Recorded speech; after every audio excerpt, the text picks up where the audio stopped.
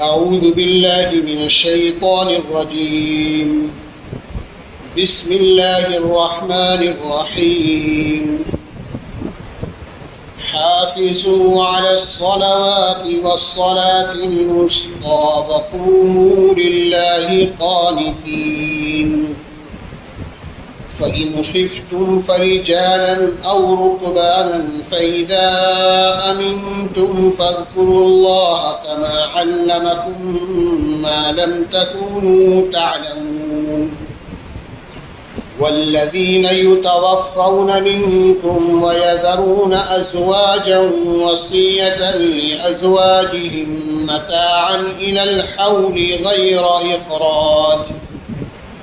فإن خرجن فلا جناح عليكم فيما فعلن في أنفسهن من معروف، والله عزيز حكيم. وللمطلقات متاع بالمعروف حقا على المتقين. كذلك يبين الله لكم آياته لعلكم تعقلون. صدق الله العظيم.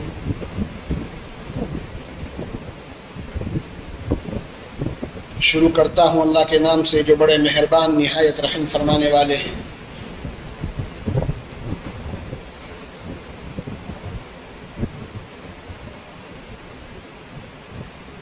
معاشرت اور معاملات کے احکام کا بیان چل رہا ہے۔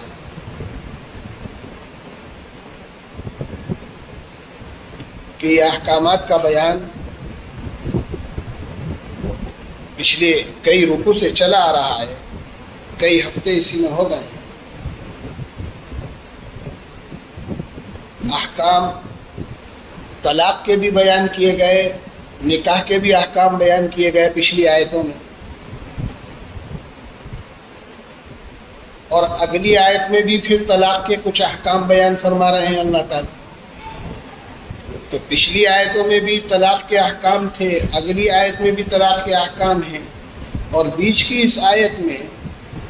اللہ تعالیٰ نے نماز کا ایک خاص حکم بیان فرمایا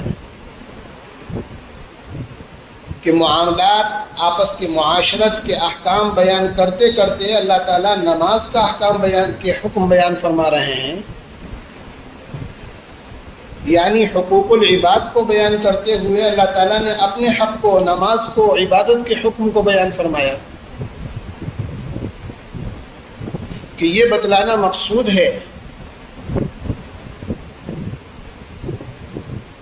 کہ حقوق العباد اور اللہ کے حقوق دونوں ساتھ ساتھ چل رہے ہیں، شانہ بشانہ۔ ایک طرف اللہ کے حقوق ہیں، عبادات کے حقوق ہیں، دوسری طرف اللہ کے بندوں کے، اللہ کی مخلوق کے، رشتہ داروں کے حقوق ہیں، کہ یہ دونوں حقوق ہم سے مطلوب ہیں، دونوں حقوق پر عمل کرنے کا ہم سے مطالبہ ہے۔ کہ صرف نماز پڑھ لینے کا نام اسلام نہیں، صرف عبادت کر لینے کا نام اسلام نہیں ہے، کہ روزے رکھ لیے تو مسلمان ہیں، نہیں۔ اللہ نے جو حقوق، جو احکام جس طرح بیان کیے ہیں ان پر عمل کرنے کا نام اسلام اور مسلمان۔ کہ اللہ نے جو اپنے حقوق بیان کیے ہیں بندہ ان کو بھی ادا کرے، اللہ نے اپنے بندوں کی جو حقوق ہم پر رکھ دیے ہیں ہم اس کو بھی ادا کرنے والے۔ کہ بیوی کے حقوق بیان کرتے کرتے اللہ نے اپنا حق نماز اور اس کا ایک اہم حکم یہاں بیان فرمایا کہ جس طرح بیوی کے حقوق اہم ہیں، کہ اللہ کی عبادت کا حقوق جتنا اہم ہے، نماز کا حکم جتنا اہم ہے، بیوی کے اور رشتہ داروں کے حقوق بھی اتنی اہمیت رکھتے ہیں اللہ کے۔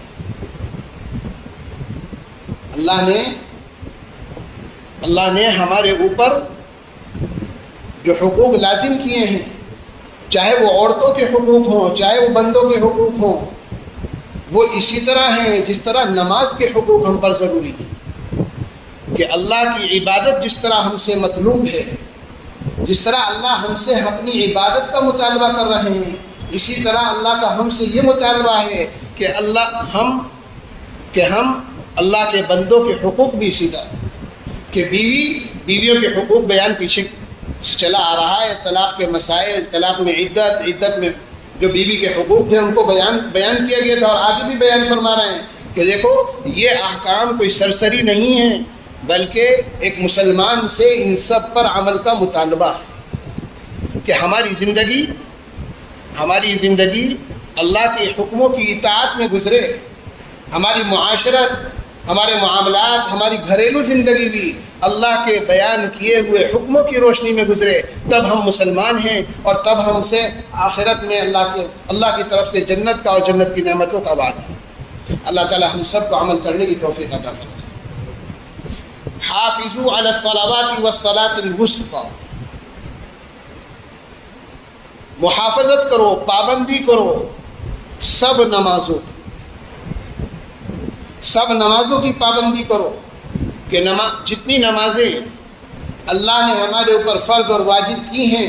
ان تمام نمازوں کی پابندی کرو۔ اللہ یہ حکم دے رہے ہیں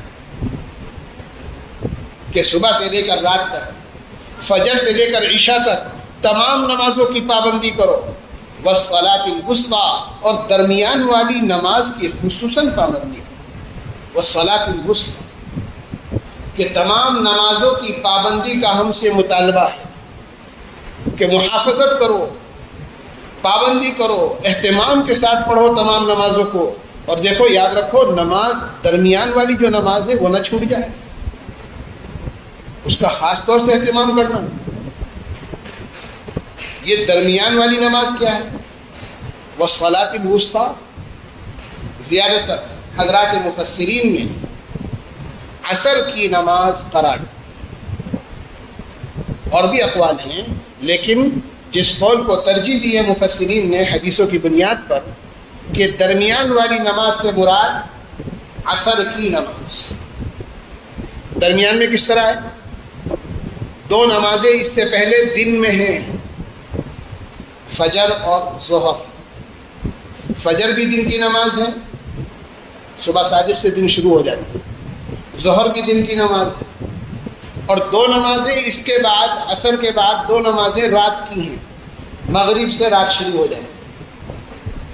سورج چھپ گیا رات شروع ہو، مغرب کی نماز اور عشاء کی نماز یہ دونوں نمازیں رات میں آتی ہیں، اور دو نمازیں دن میں آتی ہیں، فجر کی اور ظہر کی۔ ان دونوں نمازوں اور رات کی دونوں نمازوں کے بیچ میں جو نماز واقع ہے درمیانی نماز، یہ عصر کی نماز۔ تو عصر کی نماز کی کیا خصوصیت؟ سب نماز کی پابندی کی بات کہہ رہے ہیں اللہ تعالیٰ، یہ نہیں کہ اور نمازوں میں تو کوتاہی ہو جائے کوئی بات نہیں، لیکن عصر کی نماز میں کوتاہی نہ ہو، یہ نہیں ہے، بلکہ کیا فرما رہے ہیں؟ دیکھو درمیان والی نماز کا خاص خیال رکھنا، یہ نہ چھوٹ جائے۔ کیوں؟ ہماری یہ جو درمیان والی نماز ہے عصر کی نماز، یہ وقت ڈیوٹی کی خبر ختم ہونے کا وقت ہے، عموماً ڈیوٹی سے فارغ ہونے کا وقت ہے، کہ صبح سے مزدور، قرآن تو سب کے لیے اترا ہے نا، ایک سیدھا سادہ کسان جو دن بھر کھیت میں کام کر رہا ہے، ایک سیدھا سادہ مزدور جو دن بھر مٹی ڈھو رہا ہے، ٹھیلے ڈھو رہا ہے، اس کے لیے بھی قرآن ہے، اور قصر شاہی میں جو بادشاہ بیٹھا ہوا ہے قرآن اس کے لیے، ایک مالدار کے لیے، ہر ایک کی رعایت ہے، اور ہر ایک سے قرآن پر عمل کا مطالبہ ہے، ہر ایک کے لیے قرآن ہے، اور ہر ایک سے یہ مطالبہ ہے کہ اس قرآن پر اس کے احکامات پر عمل کرے۔ تو اب دیکھیے ذرا عصر کی نماز کا وقت، کہ وہ مزدور یا مستری جو چنائی کے کام میں لگا ہوا تھا اس کو بھی اسی وقت فارغ ہو کے جانا ہے، ایسا نہ ہو دن بھر کے تھکے ہوئے اور عصر کی نماز کہ ابھی تو تھک رہا ہے ذرا گھر جا کے پڑھ لیں گے، پتہ چلا گھر پہنچتے پہنچتے نماز قضا ہو گئی، وقت نکل گیا۔ کسان صبح سے اپنے کھیت میں اپنے باغ میں لگا ہوا، اس کا بھی لوٹنے کا وقت یہی ہے، عصر کا وقت ہے کہ وہ اپنا کام نمٹا کے اپنے کھیت سے اپنے باغ سے اپنے گھر آ رہا ہے، ذرا گھر جا کے پڑھ لوں گا، ایسا نہ ہو گھر پہنچتے پہنچتے عصر کی نماز کا وقت نکل جائے اور نماز قضا ہو جائے۔ ہوتا ہے کہ نہیں ہوتا؟ وہ افسر صاحب جو آفس میں کام کر رہے تھے، ان کا آفس بھی تو ابھی ختم ہوا ہے، 5 بجے چھٹی ہوئی ہے، 4:30 بجے چھٹی ہوئی ہے، وہ نکلے ہیں اپنے گھر آفس سے گھر جانے کے لیے، گھر جا کے پڑھ لوں گا، پتہ چلا ٹریفک میں جام میں پھنس گئے، گھر پہنچے تو نمازی قضا ہو گئی۔ تو شہری زندگی ہو یا دیہاتی زندگی، ہاں ڈیوٹی سے چھوٹنے کا وقت یہی ہے. ایسا نہ ہو کہ گھر جانے کے چکر میں، گھر کی جلدی میں، یا تھکاوٹ کی وجہ سے، یا صبح سے اپنے کام میں مشغول تھے، اب تھک گئے اور لیٹ کے سو گئے، ایسا نہ ہو کہ نماز نکل جائے اور اس کا وقت قضا ہو جائے اور یہ ذمے میں گناہ بن جائے. والصلاۃ الوسطیٰ، دیکھو اس درمیان کی نماز کا خاص خیال رکھنا، یہ نہ چھوٹنے پائے، اپنے وقت سے مؤخر نہ ہو جائے.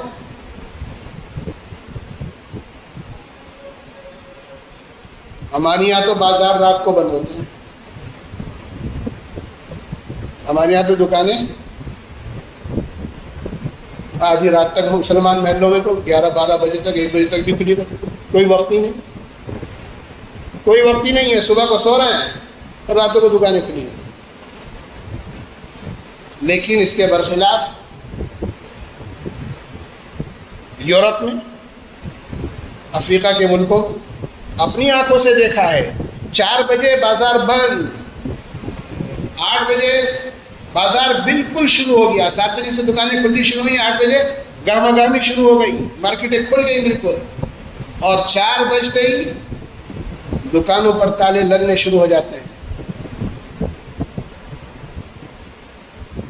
4 بجتے ہی دکانوں پر تالے لگنے شروع ہو جاتے ہیں. پورے یورپ میں، پورے افریقہ میں یہی رواج ہے، پورے امریکہ میں یہی رواج ہے کہ ایک انسان زیادہ سے زیادہ 8 گھنٹے کی ڈیوٹی کر سکتا ہے. اس کی قوت اتنی ہے، اس کی صلاحیت اتنی ہے. 8 گھنٹے کی ڈیوٹی ہے، چاہے سرکاری دفتر میں ملازم ہو، چاہے وہ کسی پرائیویٹ آفس میں ملازم ہو، چاہے وہ دکان پر ملازم ہو. اس لیبر کی حقوق کی رعایت میں انہوں نے مارکیٹ کا وقت فکس کیا ہوا ہے کہ صبح 8 سے شام 4 بجے تک مارکیٹ کھلے گی، 4 بجے کے بعد دکانیں بند ہونا شروع ہو جائیں گی، عملہ اپنے گھر کو لوٹ جائے گا. 5 بجے کے بعد بازاروں میں ایسا سناٹا ہوتا ہے جیسے کرفیو لگا ہوا ہو، نہ کوئی آدمی نظر آتا، نہ کوئی دکان کھلی ہوئی نظر آتی. عام رواج ہے، بالکل قانون ہے وہاں. درمیان والصلاۃ الوسطیٰ، کہ عصر کی نماز کا وقت ہے، دکان میں صبح سے کام کر رہے تھے، تھکے آ رہے تھے، عین اسی وقت دکان بند ہوئی ہے اور گھر جا کے لیٹ کے سو گئے. اب جب اٹھیں گے، جب تھکن دور ہوگی، تب تک تو نماز ہی قضا ہو جائے گی. والصلاۃ الوسطیٰ،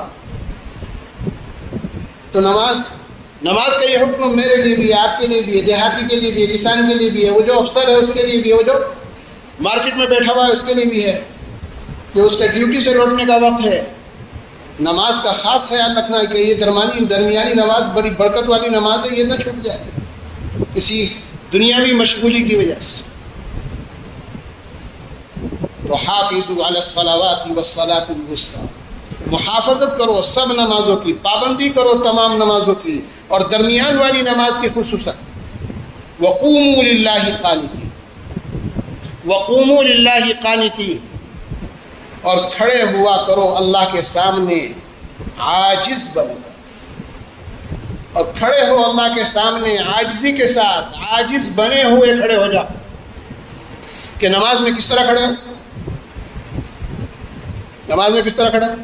نماز شروع کی، ٹوپی اتری، کبھی یہاں کھجا، کبھی یہاں، کبھی وہ جیب میں ہاتھ جا. یہ کون سی نماز ہو؟ کس کے دربار میں کھڑے ہیں؟ کس کے سامنے کھڑے ہیں؟ کس ذات کے سامنے کھڑے ہو کر عبادت کر رہے ہیں؟ اللہ اس کی طرف توجہ دلا رہے ہیں کہ نماز میں کھڑے ہو خشوع کے ساتھ، خضوع کے ساتھ، عاجزی کے ساتھ، تکبر کے ساتھ نہیں، اکڑ کر نہیں. اللہ کے سامنے اکڑنے کی مجال نہیں ہے کسی کو، چاہے وہ جتنا پڑے. کہ اللہ کے سامنے عاجزی اختیار کرنی ہے، اللہ کے سامنے جھک کر کھڑے ہونا ہے، اللہ کے سامنے دل کے خشوع کے ساتھ، دل کی عاجزی کے ساتھ کھڑا ہونا. وقوموا للہ قانتین، کہ نماز میں جب کھڑے ہو تو سکوت کے ساتھ، سکون کے ساتھ، کہ یہ نہیں کہ کبھی ایک ہاتھ سے کہیں کھجا رہے ہیں، کبھی ایک ہاتھ سے کہیں کھجا، کبھی کوئی عمل کر رہے ہیں، کبھی کچھ کر رہے ہیں، کبھی کھڑے ہوئے ایک پیر پہ زور دے دیا، کبھی دوسرے پیر پہ زور دیا، کبھی ادھر کو جھول گئے، کبھی ادھر کو جھول گئے. کہ یہ مالک الملک کے دربار میں کھڑے ہونے کا طریقہ نہیں ہے. ایک افسر کے سامنے ایک سپاہی کھڑا ہوتا ہے تو کس طرح کھڑا ہوتا ہے؟ ایک افسر کے سامنے اس کا ملازم کھڑا ہوتا ہے تو کس طرح کھڑا ہوتا ہے؟ حالانکہ وہ اس کا آقا نہیں ہے، اس کا خالق نہیں ہے، اس کا مالک نہیں ہے، صرف ایک عہدے کا فرق ہے کہ وہ گریڈ 1 کا افسر ہے اور وہ گریڈ 4 کا یا گریڈ 3 کا افسر ہے۔ اور یہاں کتنا بڑا فرق ہے، وہ مالک الملک ہے، رب کائنات ہے، وہ ہمیں نہیں، اس سارے جہانوں کا بنانے والا ہے، جب چاہے مٹا کر ختم کر دے۔ ہم اس کے سامنے کیسے کھڑے؟ ہم اس کے سامنے کیسے کھڑے ہوں کہ موبائل بج رہا ہے تو اب دماغ موبائل میں لگا ہوا، ابھی دکان سے اٹھ کر آئے ہیں تو دماغ دکان میں گھوم رہا ہے، ابھی گھر پر کوئی اور مسئلہ چھوڑ کر آئے ہیں تو جسم سے تو یہاں کھڑے ہوئے ہیں اور دماغ جو ہے وہ گھر میں لگا ہوا ہے، اس مسئلے میں الجھا ہوا۔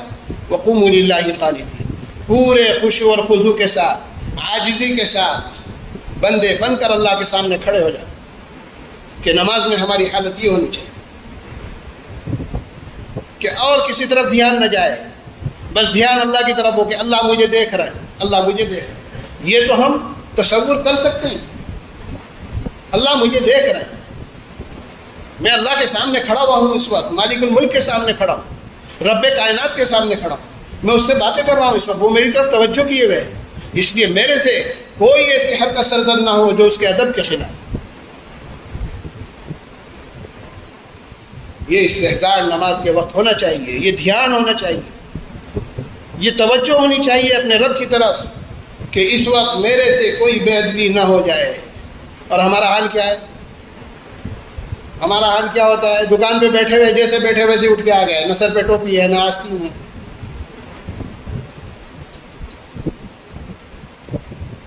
نہ جانے کس حال میں گھر میں تھے اسی حال میں اٹھ کے آ گئے، اللہ کے دربار میں آ کے کھڑے ہو گئے۔ ہر جگہ کی ایک یونیفارم ہوتا ہے، ہر آفس ہر دفتر کا ایک یونیفارم ہوتا ہے کہ اللہ نے مسجد کا یونیفارم کیا بنایا ہے، رسول اللہ صلی اللہ علیہ وسلم اور آپ کے صحابہ نے ہمیں کیا سکھایا ہے کہ ہماری حالت تواضع والی ہو، عبدیت والی ہو، ایک بندے کی طرح ہم مسجد میں حاضر ہوں، ایک بندے کی طرح مسجد میں حاضر ہوں اور اللہ کی بندگی بجا لانے کے لیے حاضر ہوں، اپنے گھر کے اپنے کاروبار کے جھمیلوں سے فارغ ہو کر کچھ دیر اللہ کے ساتھ توجہ کے ساتھ میں۔ ہاں اب پتہ چلا مسجد میں آتی تو موبائل کی گھنٹی بج گئی، اچھا نماز تو ذرا بعد میں پڑھوں گا، پہلے اس موبائل کا جواب دے دوں، اور نہیں کچھ تو ہمیں مسجد میں ہوں ذرا تھوڑی دیر بعد چھوڑ دیں۔ کسی کو بہت ہی دھیان ہوگا نماز کا تو اتنا کرے گا، ورنہ تو اپنی ساری بات پوری کر کے پھر نماز میں آئے گا، اب چاہے ایک رکعت نکل جائے چاہے 2 رکعت۔ بھائی اس موبائل کو یہ ضرورت کے لیے اپنے گھر رکھ کر آئیں، مسجد اس کے لیے نہیں ہے۔ مسجد سارے وقت میں 15 منٹ اور 20 منٹ کو نکالے ہیں، اس میں بھی موبائل میں لگ جائے، کوئی اچھی بات تھوڑی، کوئی اچھی بات تھوڑی ہے۔ اس لیے نماز تو اللہ کی طرف توجہ کا نام ہے، نماز تو اللہ سے اپنے رابطے کو مضبوط کرنے کا نام ہے کہ اپنے دنیاوی جھمیلوں سے کٹ کر انسان کچھ وقت فارغ کرے، مسجد میں آئے، نماز پڑھے، اللہ کی طرف توجہ کرے اور نماز پڑھ کر اللہ سے دعا مانگے، اپنی ضروریات کو اللہ کے سامنے رکھے اور اس سے مانگے۔ یہ نہیں کہ نماز ختم ہوئی اور سلام پھرا اور یہ جا وہ جا، نہیں، آپ نے اللہ کے سامنے بندگی کی ہے، عبادت کی ہے، سجدے کیے ہیں، اس کا قرآن کی تلاوت کی ہے، یہ دعا کی قبولیت کا وقت ہے، اللہ کے دربار سے کچھ لے کر جاؤ، اللہ تمہاری طرف متوجہ ہے، اللہ کی توجہ کا وقت ہے یہ کہ آپ نے عبادت کر کر، نماز پڑھ کر، سجدہ کر کر، رکوع کر کر، اس کی تسبیح بیان کر کر اس کو اپنی طرف متوجہ کیا ہے۔ اب یوں ہی مت اٹھ کر بھاگیے ایک دم، بلکہ کچھ دیر اس کے سامنے اپنی ضرورت کو رکھیے، اپنی پریشانیوں کو رکھیے، اپنے لیے دعا مانگیے، اپنے گھر والوں کے لیے دعا مانگیے، اپنے بیوی بچوں کے لیے دعا مانگیے، اپنے والدین کے لیے دعا مانگیے، پوری امت کے لیے دعا مانگیے کہ یہ قبولیت کا وقت ہے۔ وہ وقت تو ہم یوں گنوا دیتے ہیں، ضرورت ہمارے ذہن میں آ جاتی ہے، شیطان کہ ابھی تو تجھے یہ کام کرنا ہے، ابھی تو یہ کام چھوڑ کر آیا، جلدی سے جا کے یہ کام کر۔ شیطان کا تو کام ہی ہے کہ ہم اللہ کی رحمت سے دور کریں،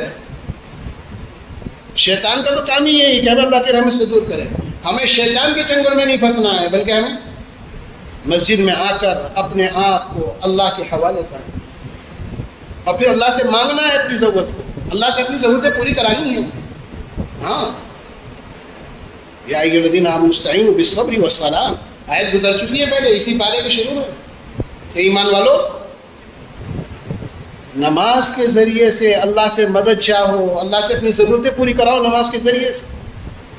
کہ نماز پڑھو، نماز پڑھ کر اللہ کے سامنے تواضع اختیار کرو اور اللہ سے دعائیں مانگو اپنی، کہ یہ تو دعا کی خاص قبولیت کا وقت ہے۔ اور اس وقت شیطان کیا چاہتا ہے کہ ہماری نہ دنیا بنے نہ آخرت بنے، ہمیں دوسرے کام یاد دلا دیتا ہے اور ہم جلدی سے تیزی سے نماز مسجد سے نکلتے کہ نہیں، کچھ دیر تسبیح کرو، کم سے کم 33 مرتبہ الحمدللہ، 33 مرتبہ، کیا بھائی،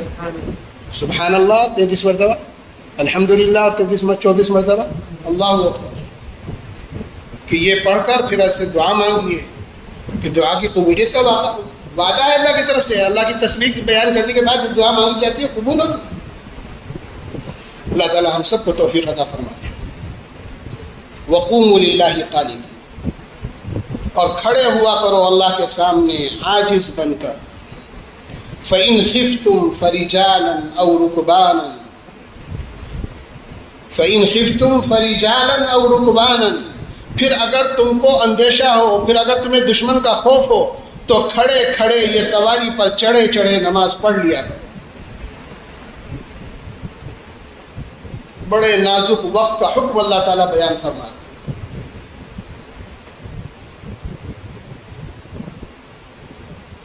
کہ اسلام کا ابتدائی دور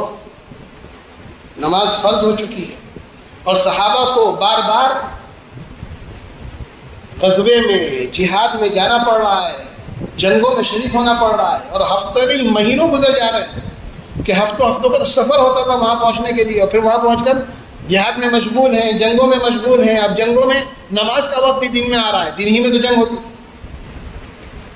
آج کل کی طرح تھوڑی رات میں آئے جہاز اور ایٹم بم برسا کے چلے گئے اور بمباری کر کے چلے گئے۔ اس وقت تو دن میں آمنے سامنے کی جنگ ہوتی تھی، تلواروں سے جنگ ہوتی تھی، پورا دن میدان جنگ میں رہنا پڑتا تھا۔ اب اس میں نماز کی فرصت ملے کہ نہ ملے، نماز کا موقع ملے نہ ملے، حکم ہو رہا ہے کہ نہیں، نماز نہیں چھوڑنی ہے اس حالت میں بھی، نماز تو اب بھی پڑھنی ہے، نماز تو اب بھی پڑھنی ہے۔ جس وقت دشمن سامنے ہے، جنگ میں مشغول ہے، نماز اس وقت بھی نہیں چھوڑ سکتے، اس وقت نماز نہیں چھوڑ سکتے تو گھر میں پڑے پڑے سوتے ہوئے نماز چھوڑ سکتے؟ جس وقت کافروں سے، مشرکین سے مقابلہ ہو رہا ہو، جنگ میں، میدان جنگ میں پڑے ہوئے ہوں، اس وقت تو نماز چھوڑنے کا حکم نہیں، اس وقت بھی نماز کے لیے ہدایت اور اس کا طریقہ بتلایا جا رہا ہے۔ تو ہم امن و امان میں اور سکون سے اپنے گھر میں ہیں، لیکن سو رہے ہیں کہ صاحب ابھی نیند پوری نہیں ہوئی، فجر پڑھیں گے اٹھ کے 9 بجے 10 بجے، اس کی کہیں سے کوئی گنجائش نکل سکتی؟ ذرا کام سے تھکے آئے ہیں، ذرا ابھی تو سو جائے، تھکن دور کر دے، مغرب میں عشاء میں جب اٹھیں گے تو اٹھ کے عصر کی نماز پڑھ لیں گے، ہے اس کی کہیں گنجائش؟ کہ جب میدان جنگ میں دشمن کے سامنے جس وقت آپ ہیں، اس وقت کے لیے حکم ہو رہا ہے کہ نماز تمہیں اس وقت بھی پڑھنی ہے، لیکن ہاں رکوع کا موقع نہیں ہے، سجدہ کرنے کا موقع نہیں ہے، دشمن کا حملے کا خطرہ ہے، کوئی بات نہیں، کھڑے کھڑے نماز پڑھ لو، رکوع اشارے سے کر لو، سجدہ اشارے سے کر لو، نماز چھوڑ نہیں سکتے۔ سواری پہ چڑھے ہوئے ہو، گھوڑے پر بیٹھے ہوئے ہو، اونٹنی پہ سوار ہو، جنگ ہو رہی ہے، اترنے کا موقع نہیں ہے، دشمن کا خطرہ ہے، سواری پہ بیٹھے بیٹھے قبلے کی طرف منہ ہو نہ ہو کوئی بات نہیں، نماز پڑھو، اشارے سے نماز پڑھو۔ کہ اتریں گے، مصلی بچھائیں گے، کپڑا بچھائیں گے، تب جا کے نماز پڑھیں گے، اتنی دیر میں تو دشمن کام تمام کر دے گا، کہ نہیں، اس کے انتظار کا وقت نہیں ہے۔ اگر دشمن سے بالکل آمنے سامنے کی اس وقت لڑائی نہیں ہے، ذرا سا موقع مل گیا ایک طرف کو، تو یہیں کھڑے کھڑے جدھر بھی رخ ہے نماز کی اشارے سے رکوع سجدے کر کے نماز پوری کر کے پھر اپنے کام میں مشغول ہو جاؤ۔ یہ سواری پر بیٹھے ہو تو بیٹھے بیٹھے نماز پڑھ لو اس وقت کی، پھر اپنی جنگ میں مشغول ہو جاؤ۔ یہ مجاہدین کو حکم ہو رہا ہے، اسلام کے لیے جان کی بازی لگانے والوں کو حکم ہو رہا ہے کہ مقدس کام میں لگے ہوئے ہیں، دین کے فریضے میں لگے ہوئے ہیں، دین کے احیاء کے لیے، اللہ کے کلمے کو بلند کرنے کے لیے اپنی جان کی بازی لگا رہے ہیں، اس وقت نماز نہیں چھوڑ سکتے۔ تو ہم دنیاوی کاموں میں مشغول ہو کے نماز چھوڑ سکتے ہیں؟ کہ نماز کے چھوڑنے کی تو کوئی گنجائش نہیں ہے کہیں سے کہیں تک۔ نماز تو ایک ایسا فریضہ ہے، ہر حال میں پڑھنا ہے۔ جس طرح بیمار کو رعایت دی گئی، جس طرح بیمار کو رعایت دی گئی کہ وہ وضو نہیں کر سکتا تو تیمم کر لے، وہ رکوع نہیں کر سکتا، سجدے نہیں کر سکتا، تو اشارے سے نماز پڑھ لے۔ اسی طرح میدان جنگ میں ایک غازی کو، ایک مجاہد کو ہدایت دی جا رہی ہے کہ رکوع اور سجدے والی نماز کا موقع نہیں ہے تو کوئی بات نہیں، قبلہ رخ ہو کر نماز اہتمام کے ساتھ نماز نہیں پڑھ سکتے کوئی بات نہیں، لیکن نماز کا وقت ہو گیا، قضا ہونے سے پہلے پڑھے، کھڑے کھڑے اسے پڑھ لو، اس سواری پہ بیٹھے بیٹھے اس کو پڑھ، اشارے سے پڑھ۔ اس کو نماز خوف کہتے ہیں۔ فقہا نے اس کے احکامات بیان کیے ہیں جو اپنی جگہ پر موجود۔ فَإِنْ خِفْتُمْ فَرِجَالًا أَوْ رُكْبَانًا، پھر اگر تم کو اندیشہ ہو تو کھڑے کھڑے یہ سواری پر چڑھے چڑھے پڑھ لیا کرو۔ فَإِذَا أَمِنْتُمْ فَاذْكُرُوا اللَّهَ كَمَا عَلَّمَكُمْ مَا لَمْ تَكُونُوا تَعْلَمُونَ، پھر جب تم اطمینان کی حالت میں ہو جاؤ، پھر جب تم مطمئن ہو جاؤ، یعنی امن کے حالت میں آ گئے، جنگ میدان جنگ میں نہیں ہو، جنگ ختم ہو گئی، فَإِذَا أَمِنْتُمْ، جنگ ختم ہو گئی، ابھی میدان جنگ میں ہی ہے، دشمن بھاگی،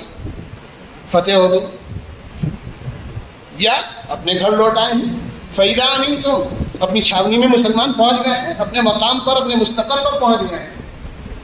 تو فَإِذَا أَمِنْتُمْ، پھر جب تم کو اطمینان ہو جائے تو تم اللہ تعالیٰ کی یاد اس طریقے سے کرو جو تم کو سکھلایا ہے، جس طریقے سے نماز پڑھنے کا طریقہ اس نے تم کو سکھلایا، اس طریقے سے اب نماز پڑھو، کہ جب امن کی حالت میں ہو تو نماز اس طرح پڑھنی ہے جیسے ابھی ہم نے اپنی عشاء کی نماز پڑھی، رکوع اور سجدے کے ساتھ۔ لیکن خوف کی حالت ہے،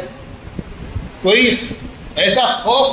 یا دشمن سر پہ مسلط ہے کہ اس کے خوف کی وجہ سے پوری اہتمام کے ساتھ اس طرح نماز نہیں پڑھ سکتے، یا میدان جنگ میں ہے تو اس وقت خوف کی حالت کے احکامات الگ ہیں، اس کو بتا دیا گیا کہ اشارے سے نماز پڑھ لو۔ تو فَإِذَا أَمِنْتُمْ، پھر جب تم کو اطمینان ہو جائے تو تم اللہ تعالیٰ کی یاد یا اس کی نماز اس طریقے سے کرو جو تم کو سکھلایا گیا ہے، مَا لَمْ تَكُونُوا تَعْلَمُونَ، جس طریقے کو تم پہلے نہیں جانتے تھے، کہ نماز کا یہ طریقہ ہم کو حضرت محمد صلی اللہ علیہ وسلم نے سکھلایا، حضور نے نماز کا یہ طریقہ ہم کو بتلایا، اس سے پہلے ہم کو یہ نماز کا طریقہ معلوم ہی نہیں۔ وَالَّذِينَ يُتَوَفَّوْنَ مِنْكُمْ وَيَذَرُونَ أَزْوَاجًا وَصِيَّةً لِأَزْوَاجِهِمْ، ابھی میں نے شروع میں بات عرض کی تھی کہ ان آیتوں سے پہلے، پچھلے ہفتے جو آیتیں پڑھی گئی، اس سے پہلے جو آیتیں پڑھی گئی، وہ احکامات کی تھیں، طلاق کے بعد مسائل بیان کیے گئے تھے، عدت کے مسائل بیان کیے گئے تھے۔ اب جو آیت آ رہی ہے اس میں بھی عدت کے مسائل بیان ہو رہے ہیں، بیچ میں نماز کا مسئلہ لا کر یہ بتلایا گیا ہے کہ جس طرح اللہ کے یہاں نماز اہم ہے، اسی طرح یہ سارے مسائل اللہ کے یہاں اسی طرح اہم ہیں، اور سب کی ادائیگی کا ہم سے اسی طرح متعلق۔ والذین یتوفون منکم ویذرون ازواجا، اور جو لوگ وفات پا جاتے ہیں تم میں سے جو لوگ وفات پا جائیں، جن کی وفات ہو جائے، جو مر جائیں، جن کا انتقال ہو جائے، ویذرون ازواجا، اور وہ چھوڑ جاتے ہیں بیویوں کو، کہ اب ان کے پیچھے ان کی بیوہ رہ گئی، شادی شدہ تھے، بیوی کو چھوڑ کر مرے ہیں، تو حکم دیا جا رہا ہے وصیۃً لازواجہم متاعًا الی الحول غیر اخراج، وہ وصیت کر جایا کریں اپنی ان بیویوں کے واسطے ایک سال تک منتفع ہونے کی، اس طور پر کہ وہ گھر سے نہ نکالی جائیں۔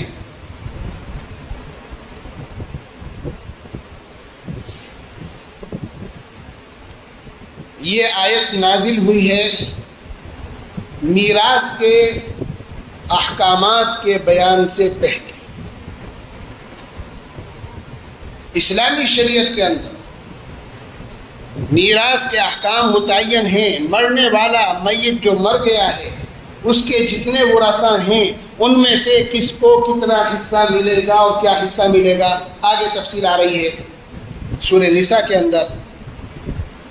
پوری تفصیل کے ساتھ اللہ تعالیٰ نے اس کو بیان کیا ہے۔ باپ مرنے والے کی اگر بیوی ہے تو بیوی کا کیا حصہ ہے، بیٹے کا حصہ کتنا ہے، بیٹی کا حصہ کتنا ہے، اگر اس کے باپ بھی موجود ہے تو ماں کا حصہ کتنا ہے، باپ کا حصہ کتنا ہے، اولاد نہیں ہے تو پھر دوسروں کا حصہ کتنا ہے، ماں باپ نہیں ہے تو پھر دوسروں کا حصہ کتنا ہے، ساری تفصیل کھول کھول کر قرآن نے بیان کر دی۔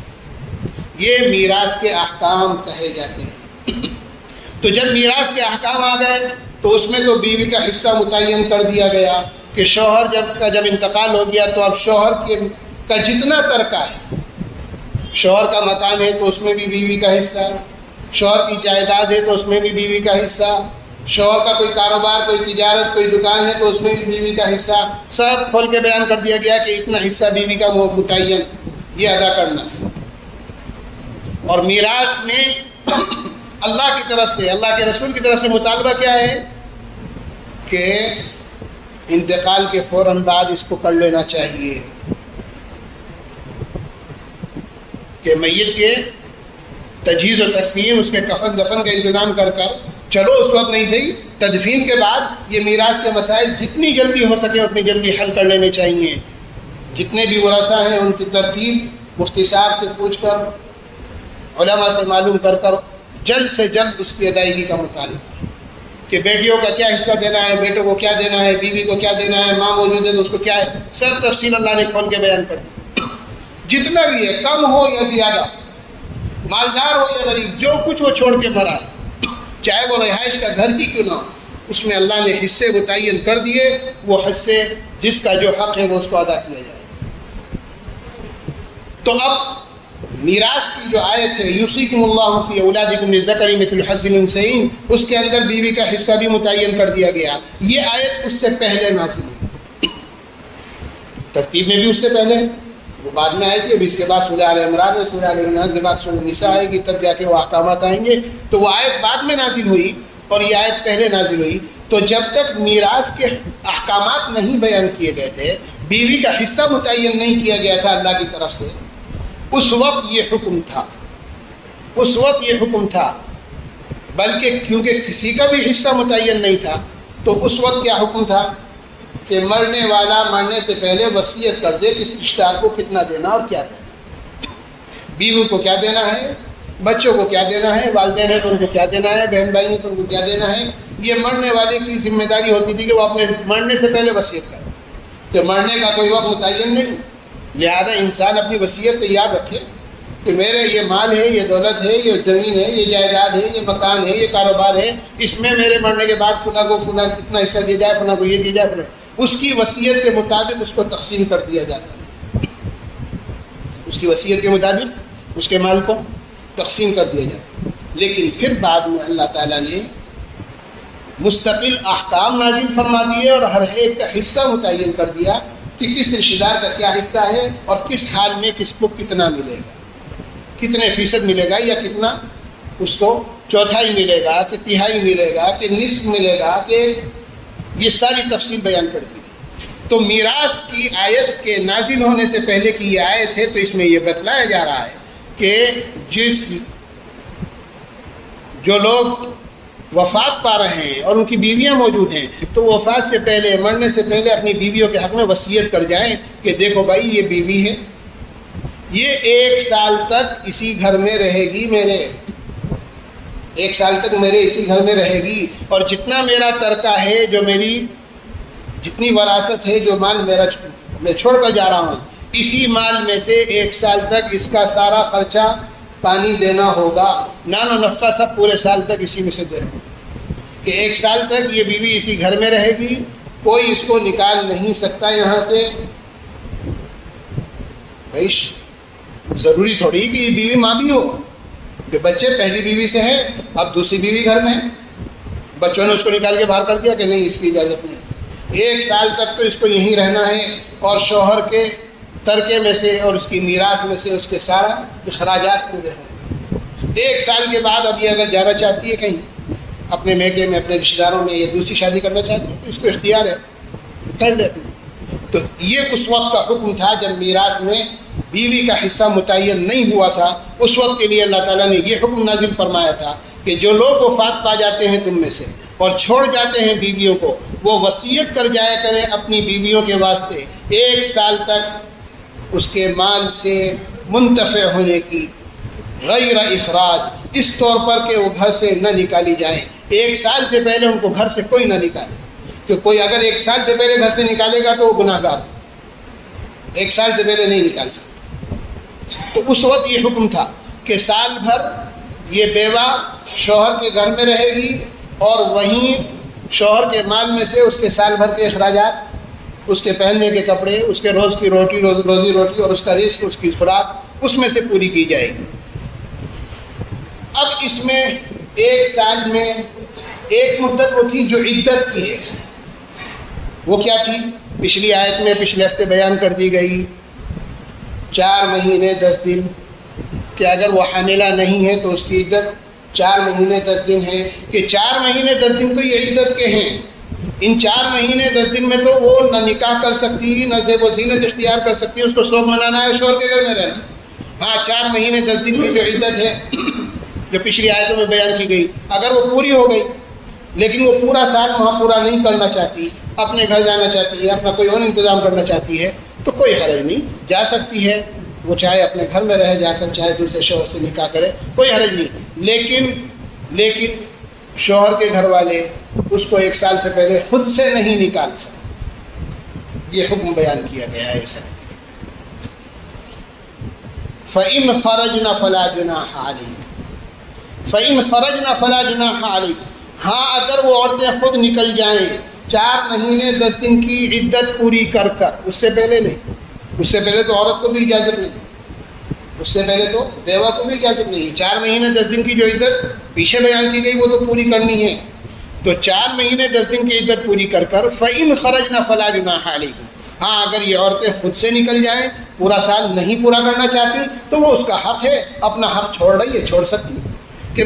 مجھے شوہر کے گھر میں پورے سال نہیں رہنا، عدت میری پوری ہو گئی، میں اپنے گھر لوٹنا چاہتی ہوں، اپنے میکے میں جانا چاہتی ہوں، یا دوسرے شوہر سے نکاح کرنا چاہتی ہوں، کوئی حرج نہیں، وہ جا سکتی ہے، دوسرے شوہر سے نکاح کرنا چاہے تو نکاح بھی کر سکتی ہے۔ اب اگر وہ چلی گئی